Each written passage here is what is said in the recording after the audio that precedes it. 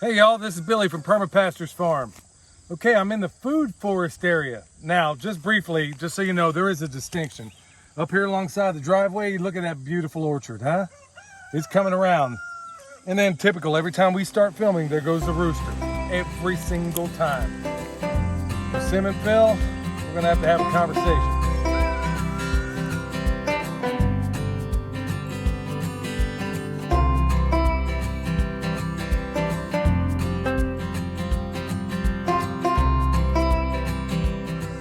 Anyway, this point right here, as you'll remember in recent videos, that's the demarcation point where we go from an orchard to a food forest. And there is a difference. The food forest will ultimately get to the point where it requires very little interaction or involvement from us. Now, it will require some for a period of time, but that's what we're working it out to be. So today, what we're really going to focus on is the good, bad, and the ugly, so to speak. And we're going to also talk about, really, this shirt says it all.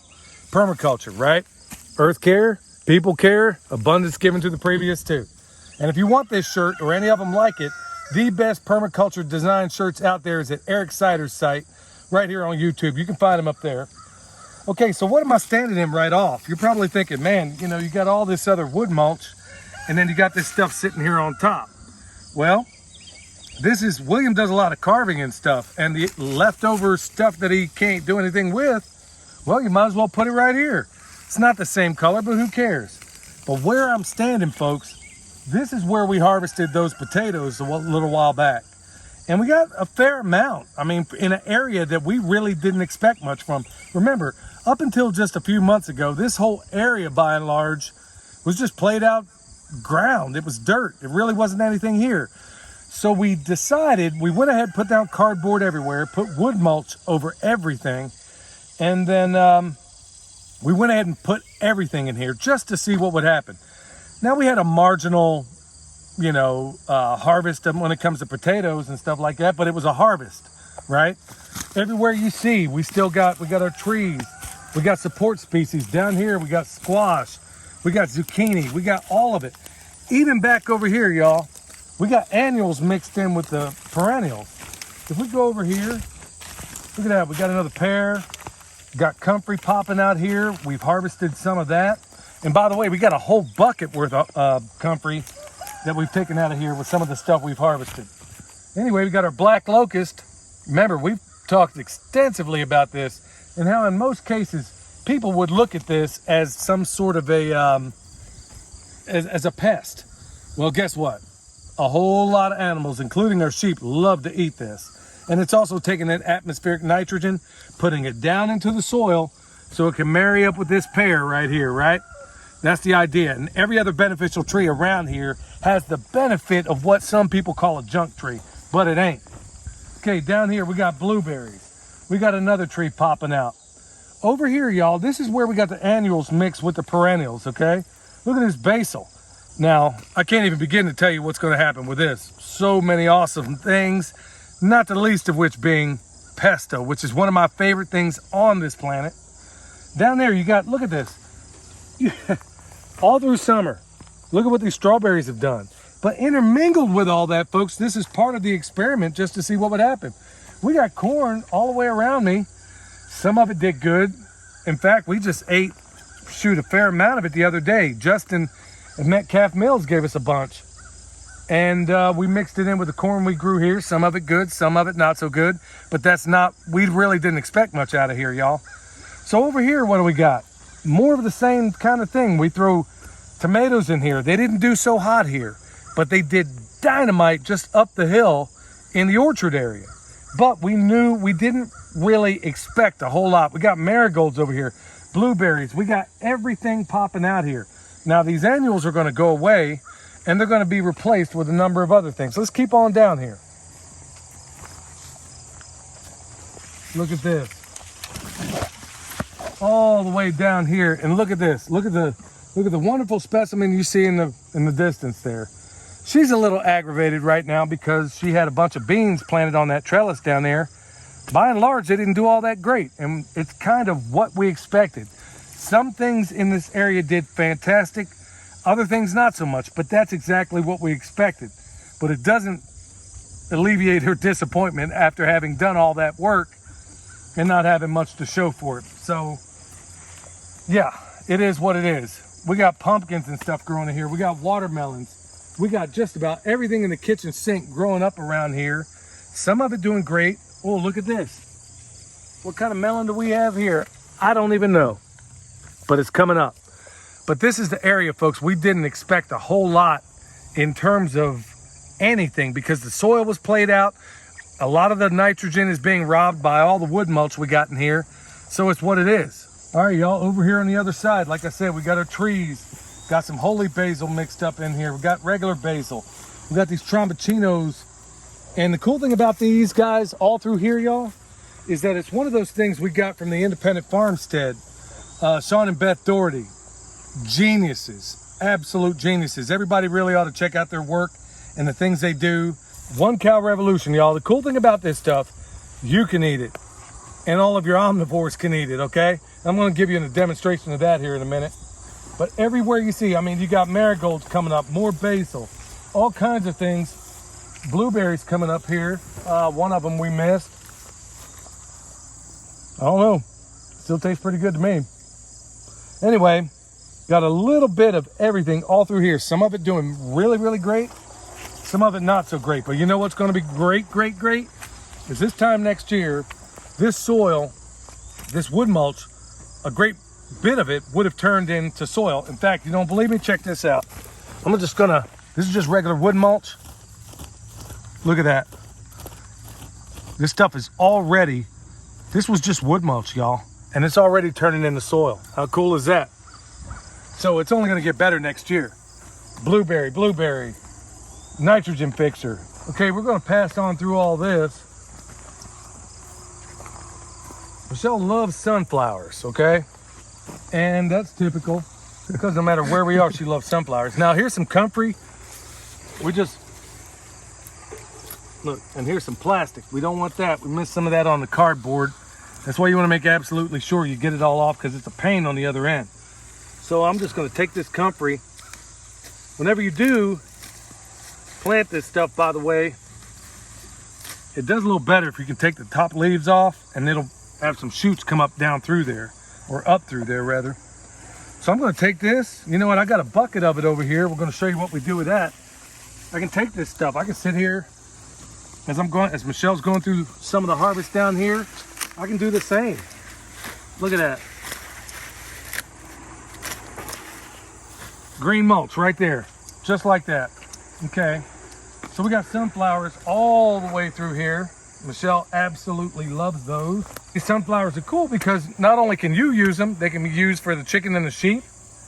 Like I said, these beans, not great. Some of them we weren't real crazy about.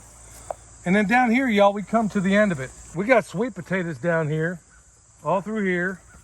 And this was another experiment because this soil was completely played out again. We did Jeff Lawton's instant garden down here, put some slips down in there just to see how it would all work. Now, to the untrained eye, y'all, a lot of this stuff is gonna appear like it's haphazard. It's not in lines and rows. Well, there's nature right there. Do you see anything in lines or rows? Sometimes that makes sense, but there's a lot of times it doesn't have to. It doesn't have to be that way. So we harvested a fair amount of comfrey over here. Let's just go ahead and complete this whole thing by showing you what we do, why we grow so much comfrey. And if you want some, folks, we got it for sale. But let's just go over here and let's see how these chickens and the pigs act when we give them a little bit of comfrey. All right, so just take another quick look over here, y'all. Everywhere you turn around, there's comfrey. I mean, everywhere. Even up the road over there. Comfrey, comfrey, comfrey, comfrey. We can't get enough of it. And here's part of the reasons why. I remember when Sean the Modern Yeoman came over along with Kramer folks. Got your name right this time. And they saw what these chickens would do to this stuff. Now it's a little hot. It's in the heat of the day. They're not necessarily going to be interested. But believe me, there might be a couple of them that jump up in there. But folks, this is why we can't get enough of this stuff, because these guys eat it. All these compost piles in there, it's a fantastic starter for that. And then the little pigs up the hill, the big pigs up the hill, the sheep over there, everything loves this stuff. Why? because comfrey is a dynamic accumulator. It's putting those roots down deep and it's grabbing up all those nutrients. And then when it gets on the soil, when it gets on the surface like this, well, these guys and gals get the benefit of all that. And in turn, we get the benefit out of all of it because we eat their eggs. Now, also, that's another reason why it's so awesome for chop and drop. We take it, lay it on the surface. This is why we cannot grow enough of this comfrey. Now, there's a beautiful looking hybrid in there getting after it.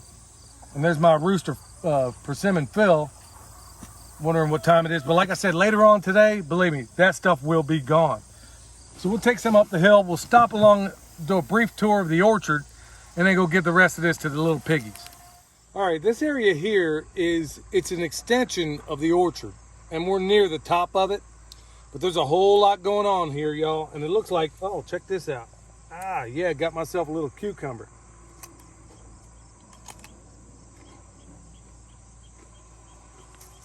Cucumber, daikon radish. We got tomatoes over here that are coming around. Calendulas, zinnias, Mexican sunflowers, all kinds of stuff around here.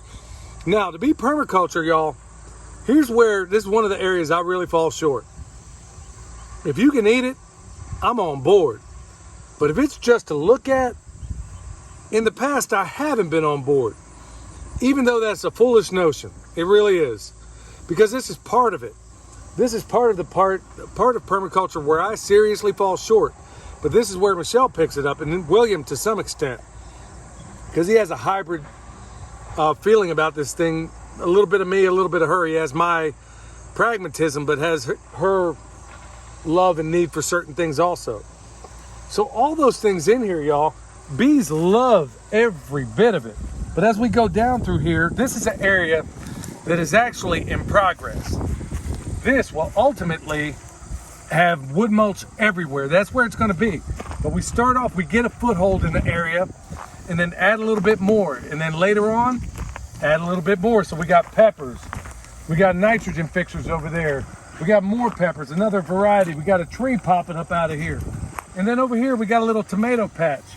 She just harvested a ton of potatoes, which I'll probably do a video of tomatoes, actually. She harvested a ton out there, and we still got a bunch more coming.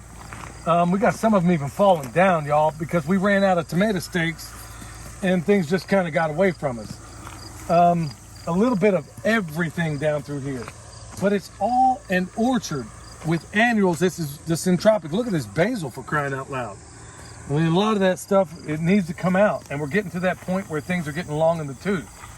So then we get over there, we get back to one of our productive trees. Now, the other trees you can't even see in there because of all the growth. We got a productive tree, it's probably an apple here, if I'm not mistaken. Yeah, it's an Arkansas black apple. But look what's growing up right next to it. We didn't plant this. There was an old tree here that we chopped down. It was a black locust that was in bad shape. But check it out. I'm gonna leave it, and then I'm gonna coppice it, and I'm gonna leave it, and then I'm gonna coppice it. Over here, I think this here's a red bud. Cool, nitrogen fixer, right? This is stuff on the other side of the property, but the bees love it. I don't even know what that is. Over here, we got sunflowers. Everything is getting to the point where it's starting to make its way in the fall. But here we are. It looks like a jungle in here, and that is by design, folks. This is not an accident. More tomatoes. We got our annuals mixed with our perennials. Everywhere there's comfrey. Everywhere there's so many different things, folks. And we have not been at it very long on this property. And then over here, you can see the beginning of the other part of the orchard. This is the other side of it. The other side that we just came from will ultimately look like this. Okay, we got a lot of wood mulch here. We got cardboard, and you'll see some of the cardboard sticking out. Because you see down there, you see those blue tarps in the distance down there by the chickens? Guess what? That's all finished compost. Some of it is on its way. The other part is finished. We're gonna put a massive mulch ring around this, and bam, it's off to the races. So folks, there you have it. I mean, flanked on either side of this driveway. Ultimately, we got some other things going over here as well. Don't want to tell anybody what that is right now. But the idea being that as you walk up and down this driveway, you are flanked on either side by productive, and well, I'd say every single tree is productive, whether or not we get something from it to eat or not. Because, oh, look at this. I see a watermelon just poking up alongside the driveway, folks. This is what I'm talking about. This is why it's so exciting. Yeah, maybe as a person of color, I shouldn't get all like excited about a watermelon sitting on the side of a driveway. But anyway, we got some stuff that needs work. We're up to our eyeballs in so many things right now. And we're also about to do a little processing on one of the animals. So there's a whole lot going on, y'all. And it's a lot of work, but it is joyful work. It is work I get up, can't wait to get out of bed every morning to do, and work that I think about as I'm going to sleep. I don't sit there vegged out in front of a TV. And if I do watch anything, 9 times out of 10, I'm sitting here watching it and thinking about what I want to do out here. I guess you can say permaculture really is my passion. So folks, here we are. Things are getting long in the tooth. It's getting to the point where, you know, fall's rolling around and things are going to make their change. And then we're going to get into a whole variety of things that we're getting into then. Okay, one last thing to do. We got some comfrey to drop off to those pigs up there, and then we'll call it a day on this video. All right, y'all, so here's the rest of that comfrey. And they know what time it is. So the pigs are out here getting trained. They're so smart that they know to root this stuff up against the side there. And, you know, so they don't get shocked. They're like, okay, we'll just run with it. But look at this. This is what they do. I threw a handful of them a handful of this to them earlier. Now, they absolutely, you can sit there and fill in fact, there's still food in their pans back there. You can sit there and fill it up if you want to, and you can throw some of this in there.